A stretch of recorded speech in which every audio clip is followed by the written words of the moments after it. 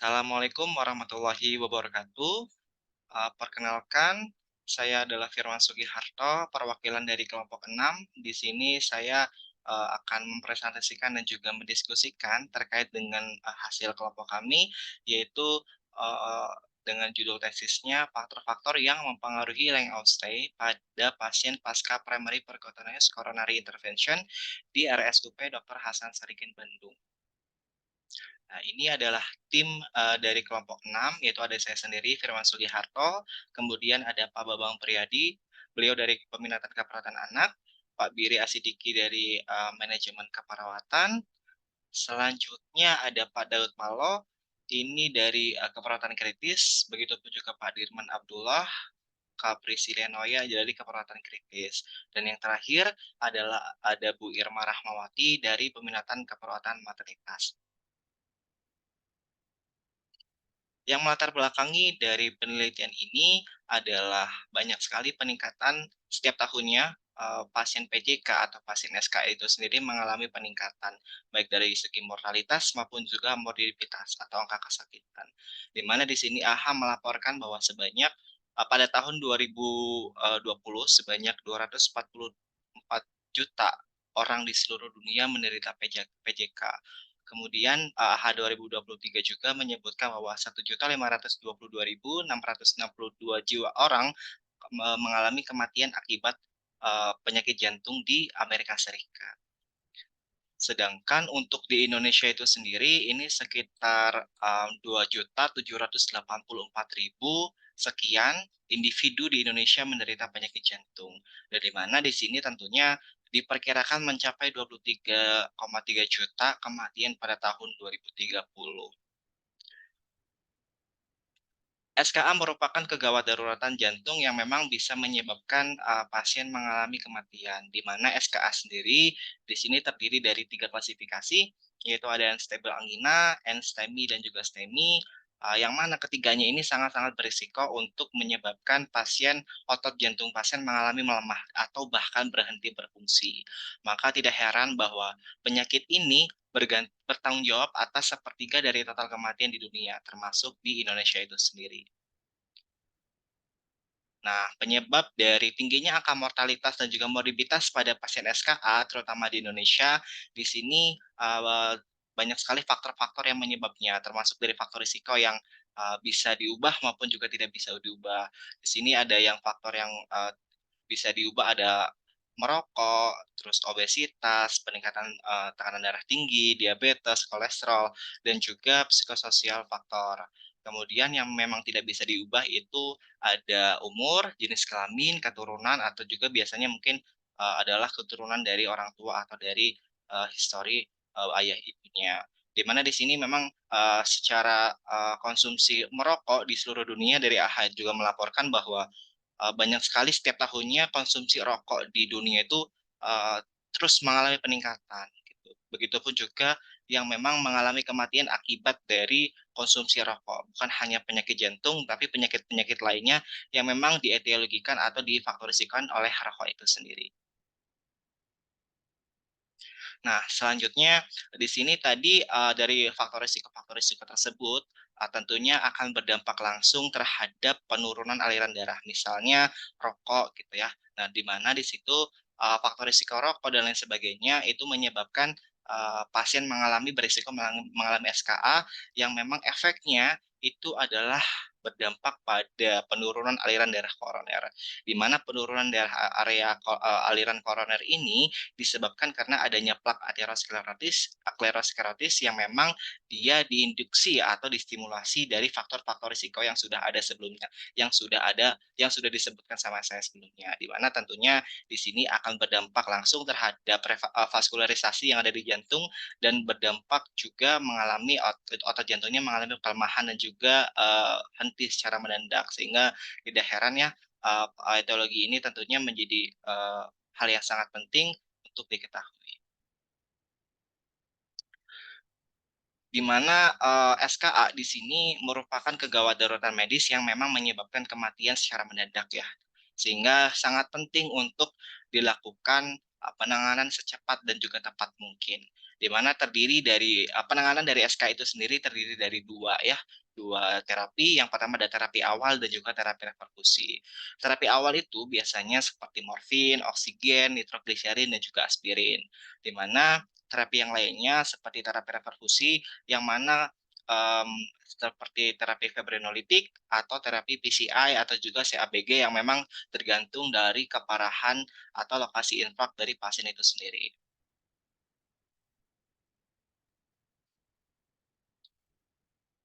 Selanjutnya ini, karena tadi dijelaskan terkait dengan terapi, PPCI atau terapi prinsip penanganan pada SKA, di sini yang paling dianjurkan menurut AHA dan juga guideline di Indonesia pun sendiri, itu PPCI merupakan strategi utama untuk, penanganan pada pasien SKA. Di mana di sini PPCI memiliki tujuan itu untuk mengembalikan kembali aliran darah yang normal ke jantung karena yang sebelumnya tersumbat gitu ya. Kemudian di sini PPCI juga sudah digunakan pada 60% atau sampai dengan 80% dari pasien yang mengalami SKA di dunia. Di mana PPCI ini sangat-sangat efektif dibandingkan dengan terapi-terapi lainnya. Meskipun, PPCI ini umumnya aman, tapi memang, banyak sekali kejadian-kejadian ataupun hal-hal yang memang berisiko, terutama, karena memang prosedurnya adalah invasif, artinya di sini sangat rentan sekali mengalami risiko. Di mana after PPCI ini banyak sekali kejadian komplikasi yang dilaporkan oleh beberapa penelitian sebelumnya. Di mana, jenis-jenis perdarahan atau justru malah mengalami serangan jantung after PPCI itu juga sering dilaporkan di beberapa studi yang di mana, pasiennya atau sampelnya adalah pasien pasca PPCI. Selain itu, pasien, yang memiliki kondisi yang lebih parah juga akan berisiko lebih tinggi mengalami komplikasi, kayak misalnya lokasi infaknya atau ada permasalahan pada saat admission misalnya. Itu sangat, berdampak terhadap keberhasilan PPCI yang kemudian, itu berdampak juga terhadap prognosis dan juga, berisiko mengalami komplikasi pasca PPCI. Nah, dari komplikasi-komplikasi tersebut, kayak misalnya komplikasi pasca PPCI yang harus dikontrol, terus juga, pasien yang memang setelah PPCI juga mungkin ada beberapa mengalami beban peningkatan psikologis karena memang ini adalah hal baru buat dia gitu, bagi pasien.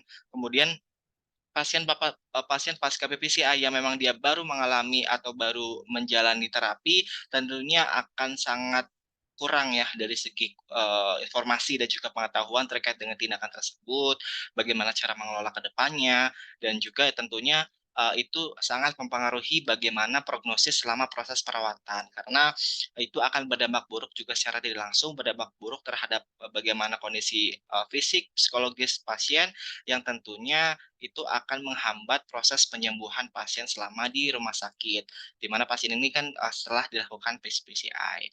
Artinya, semakin lama pasien, berprognosis buruk, tentunya berdampak secara langsung terhadap lamanya hari perawatan atau length of stay pasien tersebut. Length of stay atau lamanya hari perawatan seberapa penting sih bagi pasien pasca PPCI? Di mana di sini loss di rumah sakit merupakan salah satu kriteria yang sangat penting untuk mengevaluasi efisiensi dari penata laksanaan ataupun juga perawatan pasien. Di mana semakin meningkatnya loss, pasien akan mengalami berisiko mengalami peningkatan infeksi, misalnya infeksi oportunistik, infeksi nosokomial yang didapatkan bahkan seharusnya pasien tidak dapatkan gitu. Karena semakin panjang loss-nya, pasien berisiko mengalami infeksi oportunistik atau infeksi, mohon maaf nih, infeksi nosokomial. Selanjutnya dengan mengurangi loss atau length of stay telah dikaitkan juga dengan, mengurangi efek samping dari pengobatan-pengobatan yang didapatkan oleh pasien selama prosedur atau selama perawatan. Di mana di sini juga dengan peningkatan loss menghasilkan morbiditas dan mortalitas yang lebih tinggi di rumah sakit. Hal ini tadi kayak misalnya komplikasi-komplikasi yang ada di rumah sakit baik dari efek samping pengobatan, efek samping oportunistik ataupun juga risiko mengalami nosokomial, infeksi itu juga sangat-sangat berdampak pada prognosis pasien terutama dari segi kualitas kesehatan secara keseluruhan. Sehingga sangat penting untuk memperhatikan loss, terutama bagi perawat-perawat atau profesional kesehatan yang memang bekerja di, cardiac intensive unit. Nah, di mana di sini apa sih peran perawat yang memang mendasari, harus mengetahui ilmu ataupun juga, komplikasi ataupun juga faktor-faktor yang mempengaruhi length of stay ini. Di mana di sini dengan memahami berbagai macam komplikasi dan juga outcome pasien pasca BPCI, di sini perawat atau juga petugas, kesehatan yang lain tentunya, sangat, perlu untuk memperhatikan di mana dalam memberikan intervensi yang sesuai secara individual tanpa membahayakan dari keselamatan pasien itu sendiri. Selain itu, perawat juga dapat memainkan peran kunci dalam pendidikan dan juga perawatan yang dapat mendukung dan mempromosikan keterlibatan pasien dalam kegiatan pengurangan risiko komplikasi.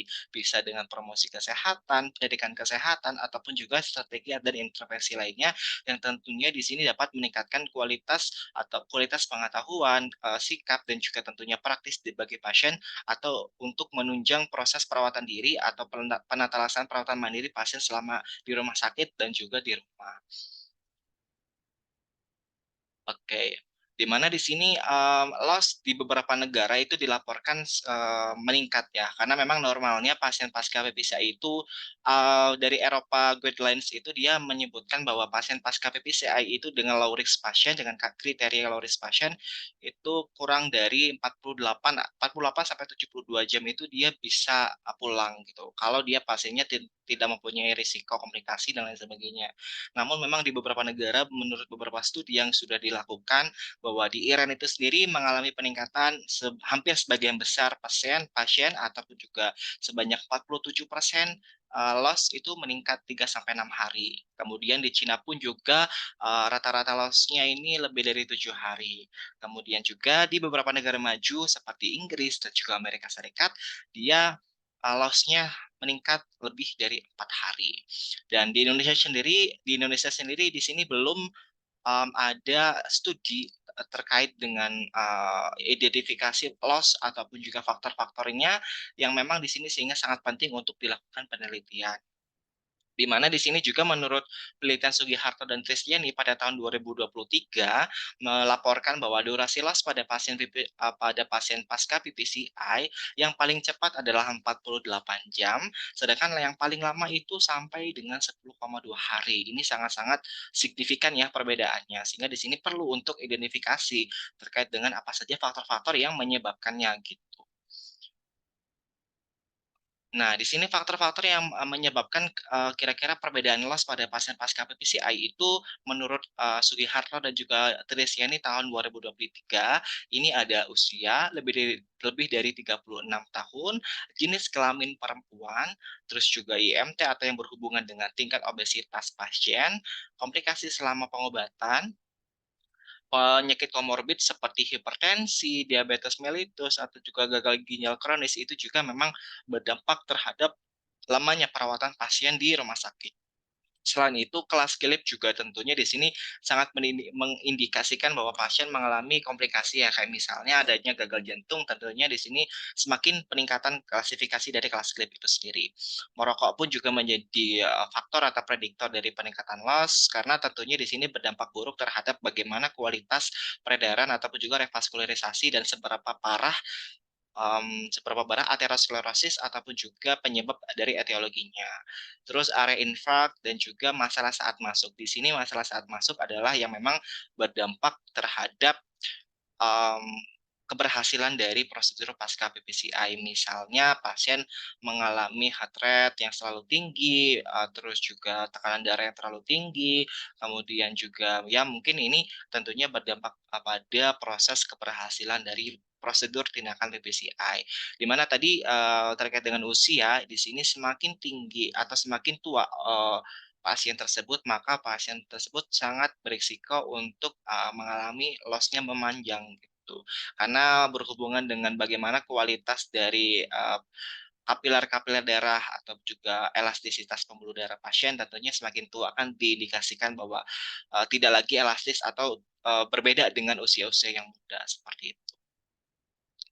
Nah, tentunya dari beberapa faktor yang tadi, sangat-sangat penting untuk diidentifikasi terutama di Indonesia, menimbang bahwa penelitian-penelitian yang berkaitan dengan prediktor atau faktor-faktor yang mempengaruhi pasien length of stay pada pasien pasca PPCI, banyak sekali dilakukan di negara-negara maju seperti Amerika Serikat, Inggris, dan lain sebagainya. Namun memang di Indonesia sendiri belum ditemukan terkait dengan studi tersebut, sehingga sangat penting untuk dilakukan di Indonesia, menimbang bahwa, di Indonesia ataupun juga, guideline yang menyarankan bahwa PPCI itu merupakan strategi utama dari, penanganan pasien SKA, namun memang loss-nya masih, beberapa studi di luar negeri pun juga masih mengalami perbedaan. Artinya di sini ada faktor apa sih yang bisa menyebabkan perbedaan, dan tentunya di sini penting untuk dilakukan penelitian, yang mana di sini di Indonesia karena studi juga belum ada ya di Indonesia, sehingga,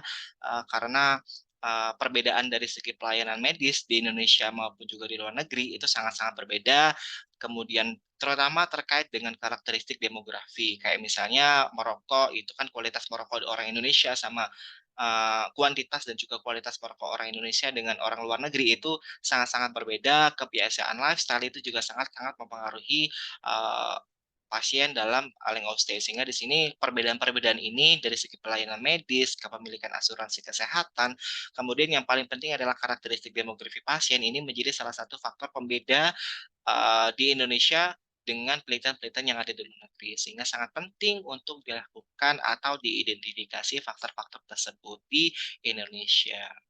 Harapannya tentunya adanya penelitian ini, bertujuan untuk, menganalisis dari faktor-faktor tersebut, kira-kira apa saja faktornya yang dapat mempengaruhi length of stay pada pasien pasca PPCI. Di mana tentunya di sini sangat-sangat bermanfaat bagi profesional kesehatan, terutama perawat yang memang secara langsung ataupun juga secara intensif melihat bagaimana prognosis pasien pada saat prosedur ataupun juga pada saat proses perawatan di ruang kardiak intensive care unit. Artinya dengan adanya penelitian ini juga menggambarkan perawat dan juga profesional kesehatan faktor-faktor tersebut, sehingga dalam proses pelayanan perawat harapannya, mempertimbangkan dan juga, melihat apa saja faktor-faktor ini sehingga pasien-pasien dapat diberikan treatment ataupun juga penanganan secara tepat berdasarkan, identifikasi yang apa saja faktor-faktor yang ada di pasien tersebut. Oke, itu saja, yang dapat kami presentasikan atau diskusikan terkait dengan, latar belakang, tesis kelompok kami, yang mana harapannya di sini bisa memberikan gambaran kepada kita semua bagaimana, mmm, mencari solusi untuk memberikan, kontribusi untuk, pelayanan kesehatan di Indonesia terutama, terutama dalam menurunkan angka kematian dan juga, kesakitan pada pasien, penyakit jantung utamanya ya, gitu. Terima kasih atas perhatiannya, mohon maaf apabila salah-salah kata atau selama penjelasan tadi kurang jelas. Saya akhiri. Oke, saya close dulu, saya akhiri. Wabillahi taufiq wal hidayah. Wassalamualaikum warahmatullahi wabarakatuh.